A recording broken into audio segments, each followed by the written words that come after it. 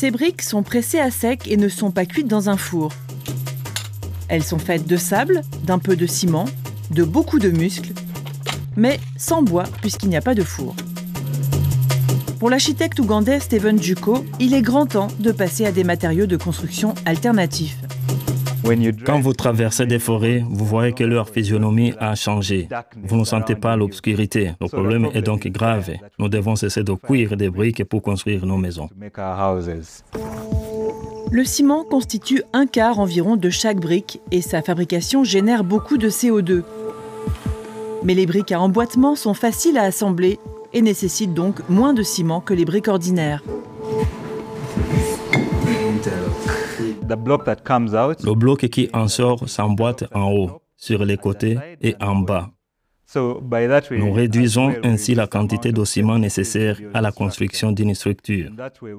De cette manière, nous limitons les émissions en réduisant la quantité de ciment et la quantité d'arbres ou de végétation qui auraient été abattus pour produire une brique ou construire une maison. En Ouganda, la plupart des maisons sont encore construites en briques cuites au four. Pour les fabriquer, il faut de grandes quantités de bois de chauffage. Il existe des milliers de petites entreprises de fabrication de briques dans tout le pays. En raison de la pénurie de logements, leurs briques sont très demandées. Remplacer ces briques par des briques pressées pourrait permettre d'économiser beaucoup de bois de chauffage. Les maisons restent les mêmes et pour les propriétaires, elles offrent également d'autres avantages. L'utilisation de briques à emboîtement nous a permis de construire notre maison en moins de 2 mois. Cela correspondait à notre budget et nous avons également économisé l'argent que nous aurions utilisé pour transporter les matériaux.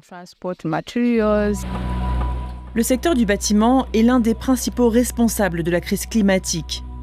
La fabrication de ciment représente environ 8% des émissions mondiales de carbone et ces émissions sont l'un des principaux facteurs du réchauffement.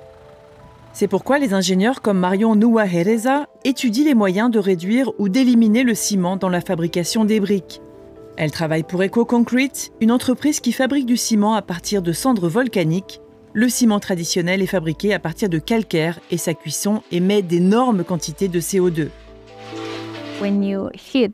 Lorsque vous chauffez 1 kg de calcaire, vous en émettez environ 44% sous forme de dioxyde de carbone et vous n'en conservez qu'environ 55% sous forme de ciment. Donc pour une tonne, lorsque vous ajoutez toutes les autres émissions liées à la production, vous constatez que vous émettez 500 kg de dioxyde de carbone, c'est à peu près la moitié.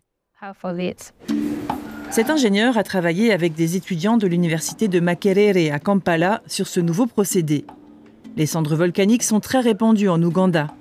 Comme pour le ciment ordinaire, la formule fait appel à de l'hydroxyde de sodium. Mais le mélange n'a pas besoin d'être chauffé, de sorte que le processus consomme 5 fois moins d'énergie que le ciment à base de calcaire. Le résultat est ce qu'on appelle le ciment géopolymère. Leurs tests ont montré que ce produit pourrait réduire les émissions de 80% par rapport au ciment Portland qui est utilisé dans le monde entier. Nous l'avons utilisé dans les blocs de construction et nous avons également effectué des tests d'absorption d'eau. Il donne de meilleurs résultats que le ciment Portland. L'ingénieur et l'architecte partagent un objectif commun, contribuer à rendre l'industrie de la construction ougandaise plus durable. La plupart des gens peuvent contrôler ce qu'ils mangent et les moyens de transport qu'ils choisissent pour aller travailler. Mais pour les ingénieurs, c'est différent. Nous avons la possibilité d'innover et de réduire les émissions de dioxyde de carbone. En tant que professionnel du bâtiment, j'ai étudié l'architecture. Puis avec mes collègues ingénieurs, nous sommes responsables de la plupart des projets. Le processus commence donc avec nous, les recommandations que nous faisons ou les spécifications que nous donnons à nos clients. Alors que Stephen Juko utilise ces briques depuis plusieurs années, Marion Nouahereza a lancé une production pilote et espère obtenir bientôt le feu vert des autorités locales.